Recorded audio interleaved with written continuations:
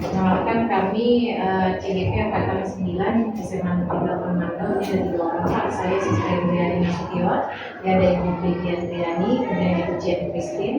Kami minta izin untuk melakukan wawancara dengan Bapak seputar tentang pengambilan keputusan yang bertentangan dengan dilema etika atau penunjukan moral yang pernah Bapak alami selama menjadi kepala sekolah. Mohon izin ya Pak ya. Mohon maaf sebelumnya jika nanti beberapa pertanyaan yang kami ajukan ini jika ada yang tidak berkenan dengan Bapak ataupun ada yang tidak sesuai nanti terlebih dahulu kami mohon maaf. Pertanyaan pertama Pak, selama ini bagaimana Bapak dapat mengidentifikasi kasus-kasus yang merupakan dilema etika ataupun menunjukkan moral yang terjadi selama Bapak bertugas sebagai kepala sekolah? Baik, terima kasih Bu Siska. Jadi saya coba menjawab mengenai dilema etika dalam pengambilan keputusan pada sekolah. Yang pertama, kita sering dibenturkan dengan peraturan atau petunjuk teknis dalam pelaksanaan peraturan itu. Apakah itu menyangkut keuangan, menyangkut disiplin PNS, ASN, menyangkut peraturan tata tertib siswa. Karena dilematis itu yang sering saya temui, pertama itu ketika di lapangan, antara petunjuk dengan kenyataan yang di lapangan tidak sesuai. Artinya ada pro kontra di antara pelaksanaan peraturan dengan pelaksanaan di lapangan. Itu yang menjadi dilema. Yang kedua, sering kita jumpai benturan-benturan kepentingan, dan itu juga harus kita maklumi.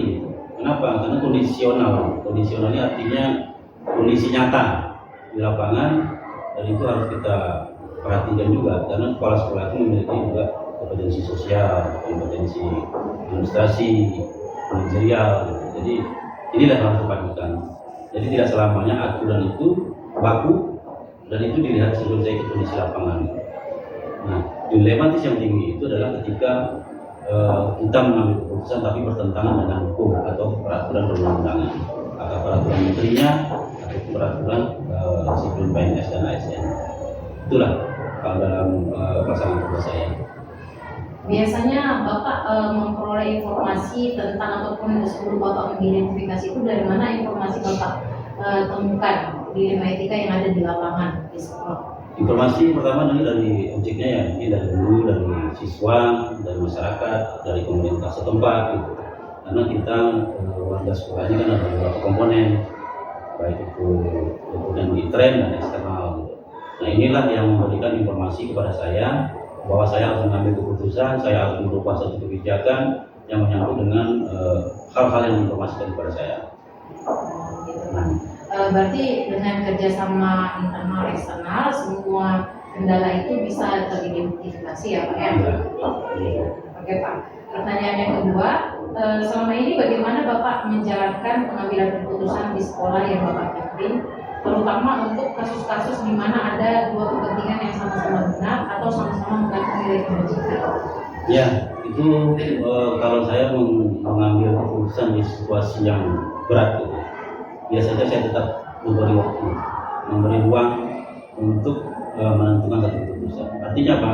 Mungkin kita butuh masukan dari wakil, dari yang bersangkutan, dari pembina kita, pengawas gitu kan. Karena hal yang berkaitan dengan keputusan itu berlaku mengikat gitu. Nah ini kita harus hati-hati dalam mengambil keputusan. Kenapa? Efek dari keputusan itu adalah satu masalah yang baru kalau kita tidak tepat di dalam mengambil keputusan. Biasanya kalau ada dua kepentingan yang sama itu, Pak, Bapak beratnya kemana? Prinsipnya begini, kalau ini sama-sama benar, yang keputusan itu, ya yang benar itu dilaksanakan. Kenapa? Benar untuk kebaikan itu harus kita lakukan. Dan dia biasanya yang benar itu jarang bertentangan dengan aturan. Ya kan? Tetapi kalau kita kaitkan dengan bidang yang lain, seperti bidang rasa kemanusiaan kita, rasa persaudaraan kita, di situ kita berat. Jangan contoh nih, ibu ini saudara saya, ini bukan. Saya berat ke ibu mengambil keputusan. Padahal ibu betul, ini benar gitu. Ya, benar adanya. Dan saya juga memberatkan pada yang sebelah, itu juga nggak benar. Dan itu sama-sama benar keputusannya. Dan keputusan yang benar itu adalah pertimbangan yang matang, cermat, dan sesuai prosedur. Ya. Oke Pak. Assalamualaikum warahmatullahi wabarakatuh. Kita lanjut ke pertanyaan berikutnya. Biasanya langkah-langkah atau prosedur seperti apa yang biasa Bapak lakukan selama ini dalam pengambilan sebuah keputusan dalam sebuah dilema etika? Yang pertama, langkah pertama adalah melakukan analisis SWOT namanya. Ya, apa itu kekuatan kita, strength-nya apa, weakness-nya apa, kesempatannya apa, peluangnya apa, dan dari situ kita dapat suatu informasi yang jelas tentang suatu kebijakan yang akan kita ambil. Jadi analisis itu dilakukan bisa dari awal proses itu terjadi sampai nanti penetapan keputusan. Jadi memang harus analisis persoalan. Jadi Bapak biasanya melakukan analisis terhadap suatu kasus ya. Dan yang berikutnya, hal-hal apa saja yang selama ini Bapak anggap efektif dalam pengambilan keputusan pada kasus-kasus dilema etika? Hal-hal yang kita perhatikan yang pertama adalah prinsipnya fungsi, tugas pokok dan fungsi seorang guru ataupun kalau siswa itu peraturan tata tertib. Itu fokusnya. Sehingga di dalam mengambil keputusan ini tahu bab yang salahnya mana. Lalu kita lakukan pemetaan ini untuk mengelompokkan persoalan. Kita nggak mungkin satu ada siswa tadi disatukan. Berarti ini ada berkaitan dengan siswa, ada berkaitan dengan guru, ada berkaitan dengan manajerial, ada berkaitan dengan masyarakat. Jadi harus dipilah-pilah persoalan itu sehingga nanti pengambilan keputusan itu berdasarkan masalah. Nah, berbasis masalah kalau pembelajaran itu PBL, problem based learning. Nah, begitu juga kalau kita melakukan sebuah misi misalnya, ditemukan persoalan-persoalan itu kita identifikasi di mana masalahnya, baru diambil obatnya apa gitu. Itu ya. Berikutnya, hal-hal apa saja yang selama ini merupakan tantangan dalam pengambilan keputusan pada kasus-kasus dilema etika yang pernah Bapak alami? Tantangannya pertama itu adalah dalam pengambilan keputusan itu pasti ada pihak-pihak yang tidak senang. Itu satu. Yang kedua, keputusan itu diambil berdasarkan pertimbangan apa? Apakah ini pertimbangannya sesuai aturan kita terapkan? Contoh nih misalnya masalah disiplin guru, disiplin yang mengajar, menerapkan aturan administrasinya, dilaksanakan atau tidak, itu juga harus ada babnya yang kita kelompokkan tadi. Sehingga pertimbangan rasa kekeluargaan itu penting di dalam menyelesaikan persoalan, musyawarah mufakat itu penting, sehingga pihak-pihak yang tidak dirugikan. Dalam artian pengambilan keputusan itu harus berdasarkan musyawarah mufakat. Itulah yang menjadikan keputusan saya. Berarti kalau bisa disimpulkan mungkin Bapak dalam mengambil sebuah keputusan yang dilema etika itu Bapak peraturan dulu sebenarnya ya, rambu-rambunya tupoksi peraturan, baru tetap juga nanti bawa musyawarah mufakat dengan yang lain. Artinya itu tadi dilema etikanya antara ngikutin peraturan atau keadilan atau kekeluargaan itu. Prinsipnya. Berarti Bapak menggunakan dua prinsip. Biasanya Bapak pakai yang mana ujungnya nih Pak? Kalau saya lebih cenderung kepada peraturan disiplin sesuai aturan permennya, tugas guru, tugas yang kita laksanakan itu fungsinya ada. Itu yang kita lakukan. Kenapa? Kalau berdasarkan prinsip kekeluargaan banyak kelemahannya. Prinsip musyawarah mufakat juga banyak kelemahannya. Makanya kita sesuai aturan karena kita bekerja kepada aturan hukum. Jadi berdasarkan prinsip peraturan itu. Mungkin pertanyaan yang berulang itu apakah Bapak memiliki sebuah tata kelola atau jadwal tertentu dalam sebuah penyelesaian masalah etika? Apakah Bapak langsung menyelesaikannya di tempat atau memiliki sebuah jadwal menyelesaikannya? Bentuk prosedur seperti apa yang Bapak jalankan? Ada dua prosedur di sini yang perlu kita tetapkan. Pertama, kalau dia harus diselesaikan hari ini, itu tidak ada penundaan. Kenapa? Ada yang urgen, ya, misalnya siswa berkelahi atau guru kita kecelakaan, itu harus urgen, harus diselesaikan hari. Jadi situasional. Kalau dia tidak urgen, tentu diperlukan satu analisa permintaan tadi, dikumpulkan pihak-pihak yang berkepentingan sehingga informasi yang diambil itu akurat dan memutuskannya juga tepat gitu, berdasarkan pertimbangan. Jadi itu prosedurnya ada dua tadi.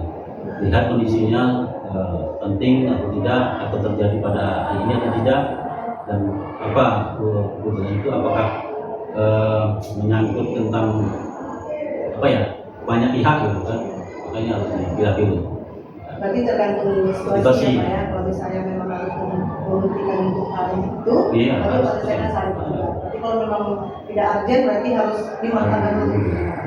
Oke Pak, pertanyaan selanjutnya, adakah seseorang atau faktor-faktor apa yang selama ini mempermudah atau membantu Bapak dalam mengambil keputusan dalam kasus-kasus dilema etika yang Bapak hadapi? Pertama tuh memang saya kalau mengambil keputusan itu yakin pada prinsip pribadi. Kekuatan keyakinan itu didasari oleh analisis yang saya lakukan tadi. Lalu yang kedua saya bertanya kepada, kalau kepala sekolah itu ada pengawas, ada kacak di atasnya, ada kabit. Nah, kalau menyangkut tentu tentang disiplin belajar. Kalau menyangkut tentang masyarakat, tentu kita juga koordinasi dengan pemerintah setempat, lurah, RW, RT, itulah langkah yang sudah saya lakukan. Kalau misalnya dengan media, tentu kita tahu juga sumber medianya, mana. Nah, ini yang kita ambil satu kesepakatan dan keputusan. Berarti tergantung juga ya Pak, kalau misalnya Anda melibatkan masyarakat. Iya, masyarakat dilibatkan. Oke. Baik Pak, pertanyaan terakhir nih Pak. Dari semua hal yang telah disampaikan, pembelajaran apa yang dapat Bapak petik dari pengalaman Bapak mengambil keputusan di lima etika ini Pak? Iya, pembelajaran pertama kita harus banyak belajar membaca aturan. Aturan itu dibuat memang untuk kita pahami. Lalu yang kedua, bagaimana kita menerapkan di lapangan. Itu tidak semudah yang kita bayangkan. Jadi ada proses pertimbangan yang matang di dalam mengambil suatu keputusan. Contohnya kita menerapkan disiplin guru, suatu peraturan ini. Itu prosesnya nggak mudah. Jadi kita pelajari situasi, bikin tuh item-item poinnya, baru nanti kita eksekusi. Nah itu. Yang kedua, kalau kita hal-hal praktik baik yang saya dapatkan, kita belajar mengerti bahwa kita ini adalah bagian dari masalah dan kita bagian dari proses penyelesaian masalah. Kita mau pilih mana antara duanya.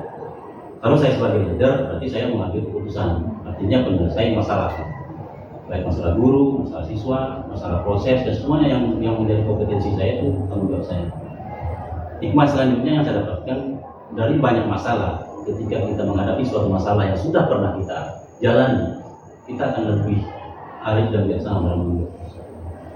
Makanya itu, guru ada masalah misalnya dengan kehadirannya, karena situasi keluarganya sakit, anaknya sakit, itu sudah saya alami. Makanya ketika mengambil keputusan itu berdasarkan rasa itu masih ada, tetapi itu salah sebenarnya. Itu salah, tapi kan itu tidak dimanfaatkan setiap hari. Itu kan per momen aja. Kalau udah sembuh mereka sadar. Jadi saya prinsipnya gitu. Apa yang kita putuskan itu harus berdasarkan hati nurani kita. Itu prinsipnya. Sehingga kalau dia tersakiti pun tidak sakit kali lah. Kalaupun kita melakukan peraturan ya artinya nggak tegas sekali sesuai apanya aturannya. Karena juga prosesnya pembinaan. Karena ada tahapan teguran, tulis, pembinaan, perwira. Sehingga kita semua bisa berkolaborasi. Karena kalau nggak bisa sendiri. Jadi kita butuh kerjasama yang baik, kolaborasi yang kuat. Yang paling penting itu menguatkan guru nih dulu. Kalau kita guru sama tenaga yang kuat, maka siswa itu bisa kita bantu. Itu kuncinya. Banyak lah Pak ya. Banyak sekali. Baik secara pribadi, secara kedinasan. Ya. Jadi sehingga orang itu bisa dianggap menyelesaikan suatu masalah itu dia mampu dari pengalaman tadi. Masalah guru misalnya, misalkan guru dengan penegak hukum itu saya pernah, karena saya ketua PRI. Lalu menyelesaikan anak dengan orang tua juga pernah, dan bisa kita coba itu. Itulah pengalaman berharga tuh. Ya, tidak banyak ya Pak ya dari masa-masa yang Bapak hadapi, berarti sudah banyak hikmah yang Bapak ambil. Ya, bantu itu kan. Ya, itu aja Pak pertanyaan dari saya. Kembalikan ke closing statement-nya ya. Ya, terima kasih Pak dari atas informasi dan jawaban dari Bapak. Ini juga hasil dari diskusi kita hari ini, hasil dari wawancara ini, pelajaran juga buat kami bagaimana menjadi leader itu ternyata membutuhkan waktu dan perjuangan, kemudian harus banyak belajar dari situasi yang ada di sekitar kita. Nah, ini juga banyak hal yang bermakna bisa kami ambil dari wawancara kali ini. Sekali lagi saya ucapkan banyak terima kasih Pak, terima kasih atas waktunya. Maaf kami sudah mengganggu kegiatan Bapak. Mungkin saya tutup. Assalamualaikum warahmatullahi wabarakatuh. Waalaikumsalam warahmatullahi wabarakatuh. Sukses di DP-nya ya. Terima kasih Pak. Ya.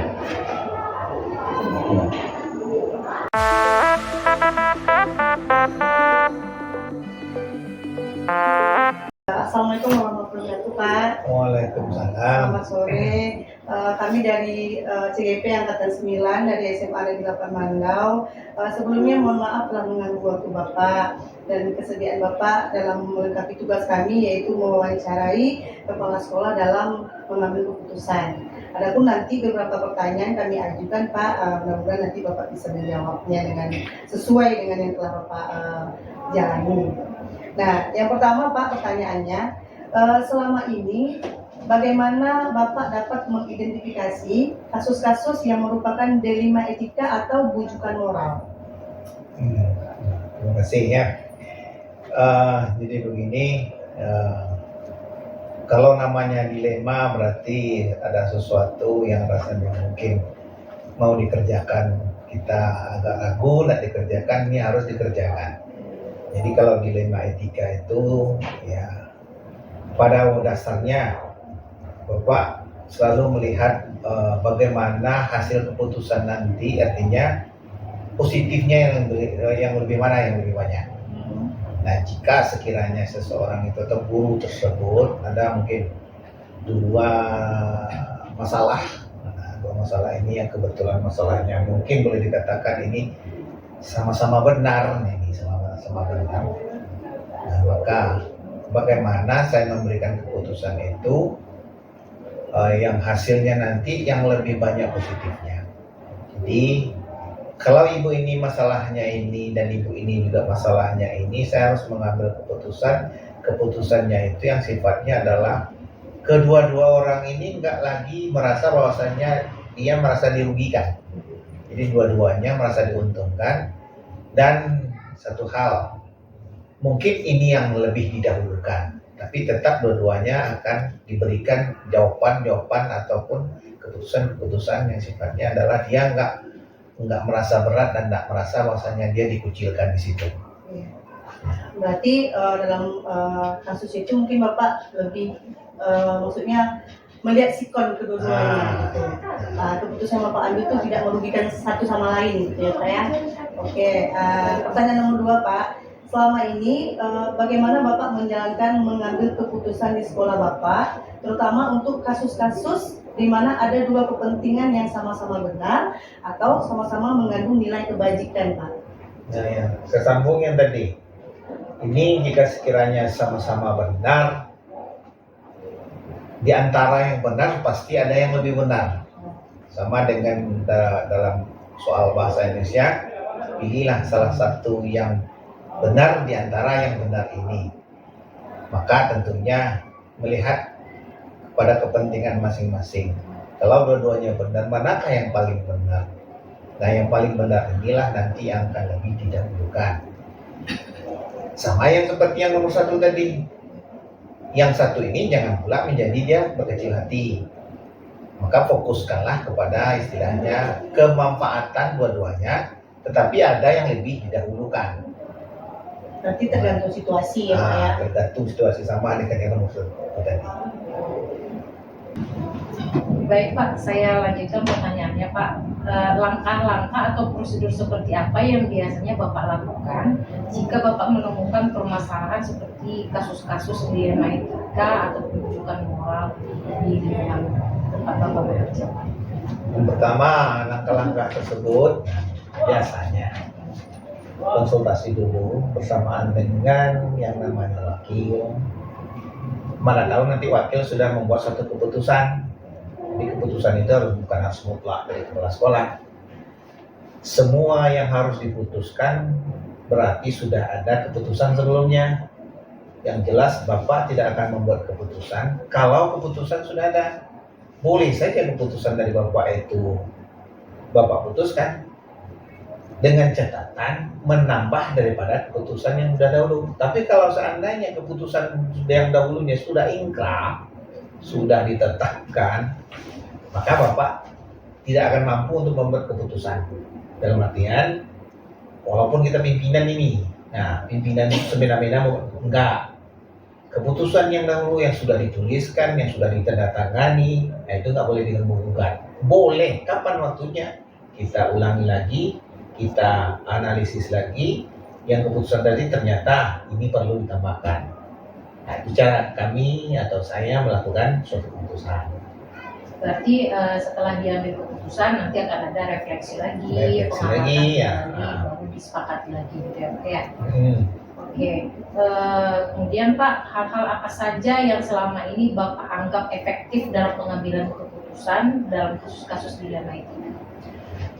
Yang efektif itu pada dasarnya kalau dalam mengambil keputusan tersebut ya, kalau saya ya yang efektif itu saya selalu mencontohkan dirinya, mencontohkan diri bahwasanya keputusan-keputusan yang saya buat itu telah saya lakukan sendiri. Jangan keputusan dibuat tapi kita belum melakukan untuk memberikan keputusan tersebut. Tapi kalau seandainya kita sudah melakukan, contoh, kita suruh orang datang cepat, tapi kita sendiri tidak datang cepat, gimana membuat keputusan kalau udah seperti itu? Jadi lakukan dulu sama pembuat keputusan, baru keputusan itu bisa ditetapkan. Artinya sebelum dilakukan keputusan itu Bapak sudah mendalami dulu, sudah paham dulu konsekuensinya, sudah hanya ya Pak ya.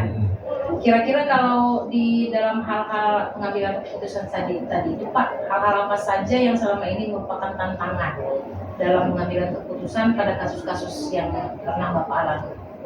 Yang namanya hidup tidak akan pernah ada yang namanya tidak ada masalah. Yang namanya keputusan tidak ada yang mulus untuk memutuskan sesuatu dalam hidup pasti ada tantangan. Sesuatu yang ada kita sekarang ini pasti ada masalah. Hadapi masalah, hadapi tantangan. Karena keputusan itu nanti dengan masalah yang akan kita hadapi itu harus sinkronnya nanti seperti ini. Jika Anda tidak mampu membuat keputusan berarti Anda takut dengan tantangan. Jika Anda mampu membuat keputusan berarti Anda siap menghadapi tantangan. Nah, Jadi dia harus siap semuanya. siap semuanya Jadi kalau ada tantangan itu harus dihadapi ya. harus dihadapi. Baik Pak, saya lanjut ke pertanyaan nomor 6. Apakah Bapak memiliki sebuah tata cara atau jadwal tertentu dalam sebuah penyelesaian kasus dilema etika? Apakah Bapak langsung menyelesaikan di tempat atau memiliki sebuah jadwal untuk menyelesaikannya? Bentuk atau prosedur seperti apa yang Bapak jalankan? Nah, terima kasih. Setiap permasalahan yang saya hadapi yang mungkin bermasalah langsung dengan yang terutama dilema etika tersebut, yang saya lakukan kalau itu langsung berhadapan dengan guru, saya akan melakukannya langsung tapi di tempat-tempat yang mungkin istilahnya ya, kalau dia itu berhubungan dengan pribadi, saya ambil tindakan itu langsung memanggil. Pada prinsipnya saya tidak menunda-nunda usul masalah. Jadi artinya saya langsung menangani itu tersebut, kemudian bertindak dan secepat mungkin. Karena kalau seandainya dibiarkan akan merundut kepada yang lain juga akan menjadi semacam tameng pula semuanya.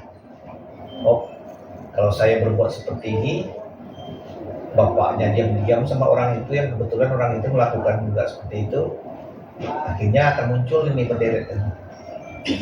Ini tidak akan pernah saya akan menunda pemecahan daripada suatu permasalahan, langsung saya atasi permasalahan tersebut, tapi dengan catatan. Mungkin kalau seandainya ada bantuan dari teman-teman yang lain yang di bawah membantu saya, itu akan saya libatkan. Jadi bukan berarti seorang diri dalam mengambil suatu keputusan, sah keputusan itu dari saya, tapi mungkin kesepakatan dengan bersama kawan. Berarti tergantung urgensi masalahnya juga kali ya Pak ya. Kalau sesuatu yang harus segera harus Bapak ambil sendiri mungkin. Tapi kalau masih bisa melibatkan anggota Bapak, masih ada waktu gitu Pak ya. Nah kira-kira bentuk atau prosedur seperti apa yang Bapak jalankan? Kalau untuk yang dilema tersebut, pada umumnya prosedurnya memang seperti yang saya bilang tadi. Paling dulu dilihat dulu bagaimana masalahnya. Nah kalau masalahnya ini sifatnya Nah, seperti tadilah mungkin ada teman yang bermasalah,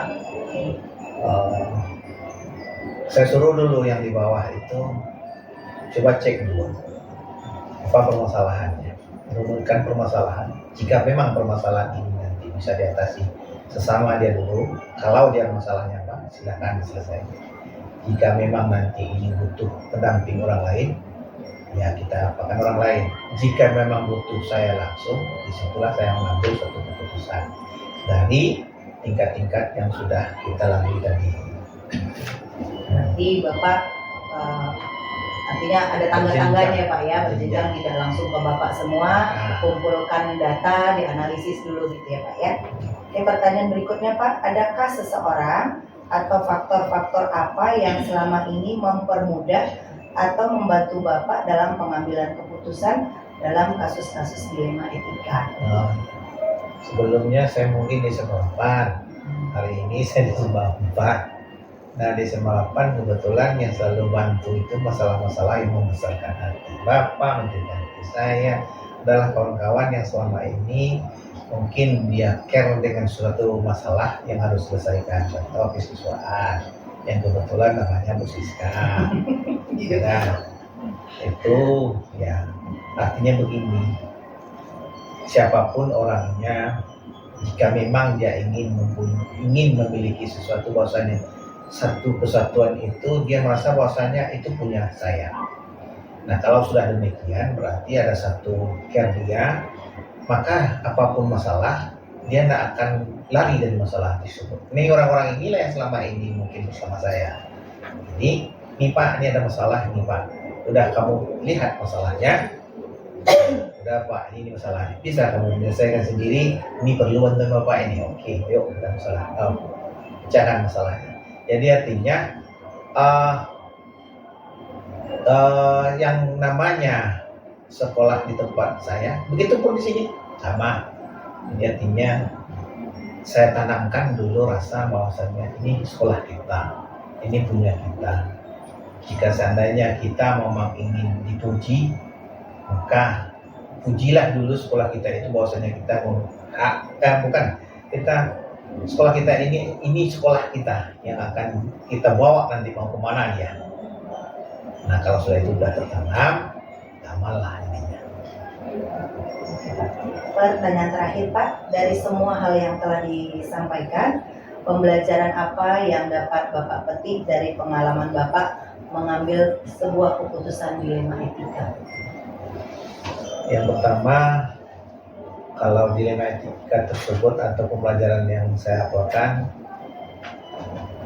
jika seseorang merasa bangga, merasa senang dengan apa yang sudah kita ambil keputusan, maka kita merasa bahwasanya kita bermanfaat untuk orang lain.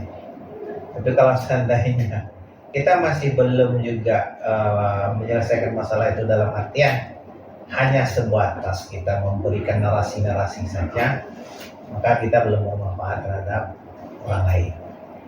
Jadi pada prinsipnya Bapak, hadapi masalah. Karena hidup ini, kalau Anda ingin jadi pemimpin, kalau Anda ingin jadi memimpin sesuatu, maka yang Anda akan dapatkan ini adalah masalah.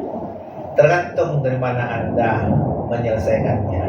Catatan dari saya, jangan lari dari masalah. Kalau Anda lari dari masalah, maka Anda tidak akan sukses. Tapi kalau Anda nanti menghadapi masalah, ada orang lain yang akan membantu Anda. Ada orang lain yang bersama Anda. Carilah orang-orang tersebut yang sama prinsipnya terhadap apa yang akan kita lakukan sekarang ini.